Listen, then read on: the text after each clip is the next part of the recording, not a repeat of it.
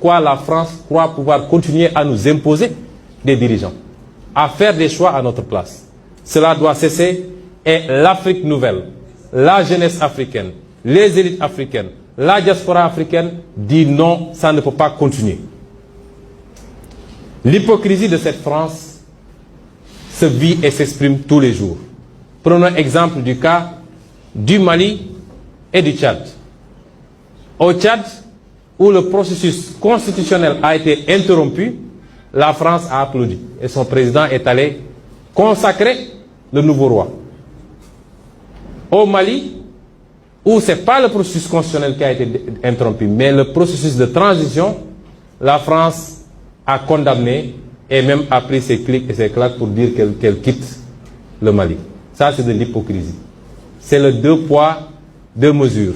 C'est le double langage que la France tient en Afrique. Quand on a interrogé M. Jean-Yves Le Drian sur la situation en Côte d'Ivoire, pourquoi la France a laissé faire un troisième mandat, il a dit simplement pourquoi il l'a accepté pour Ouattara et pourquoi elle le refuse pour la Biélorussie. Puisque la France a condamné en Biélorussie, a même poussé l'Union européenne à condamner. M. Le Drian répond en disant que c'est parce qu'en Biélorussie, il y a eu des millions de personnes qui sont sorties dans les rues et que ce n'était pas le cas en Côte d'Ivoire. Voilà comment la France traite les questions africaines. Personnellement, nous n'attendons absolument rien de la France.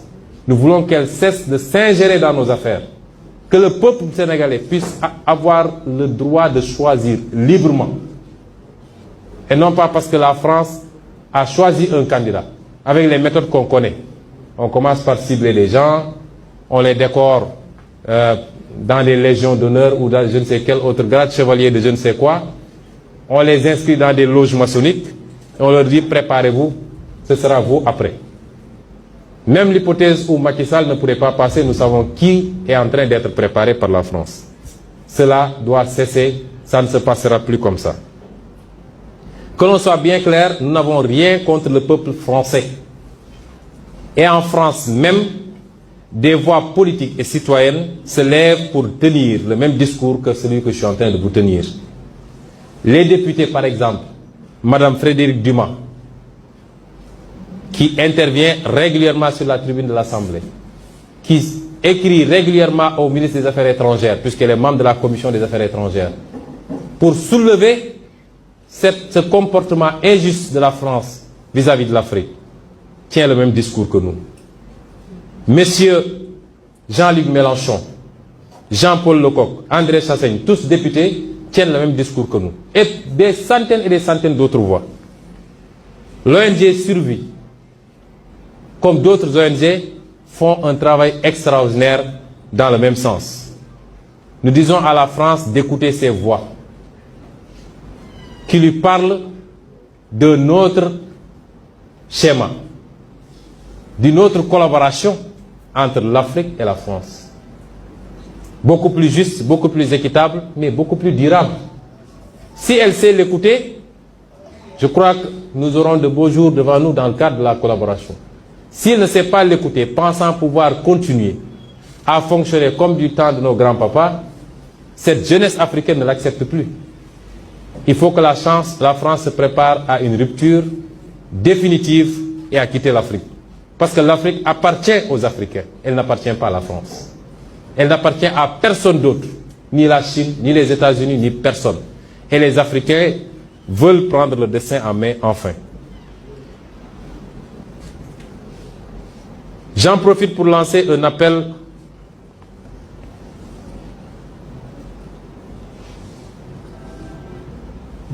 pour poser un certain nombre de questions d'ailleurs au président Macky Sall, puisqu'on nous parle de terrorisme à longueur de journée. Qu'est-il advenu des prisonniers de Guantanamo qu'il avait fait transférer au Sénégal pour une raison que personne ne connaît? Nous n'avons aucun rapport avec ces gens-là. Nous ne sommes pas mêlés ni de près ni de loin à ces questions de terrorisme. Pourquoi a-t-il fait transférer ces prisonniers et que sont devenus ces prisonniers? Que deviennent ces dizaines de criminels?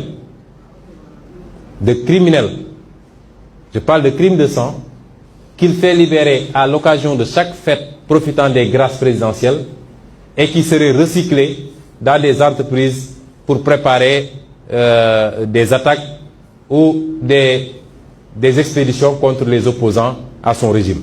Et l'exemple de ces nervis ne rassure pas. Mais la question également qu'il faut se poser, c'est quels sont les objectifs visés par tout ça. Les objectifs visés, c'est de perpétuer un système unique, un système contre le peuple sénégalais, qui dure depuis 60 ans ou même plus, qui dure, j'allais dire même depuis l'esclavage jusqu'à la colonisation. L'objectif, c'est d'imposer un troisième mandat par tous les moyens possibles. S'il faut passer par des cadavres, il passera par des cadavres. L'objectif, c'est de museler l'opposition. Toute opposition, citoyenne comme politique. L'objectif, c'est de classer des partis politiques dans le registre de partis terroristes pour pouvoir les dissoudre et emprisonner leurs leaders. Désigner tous ceux qui se battent pour des causes considérées comme contraires aux valeurs qu'on veut nous imposer, les désigner comme des terroristes ou à partir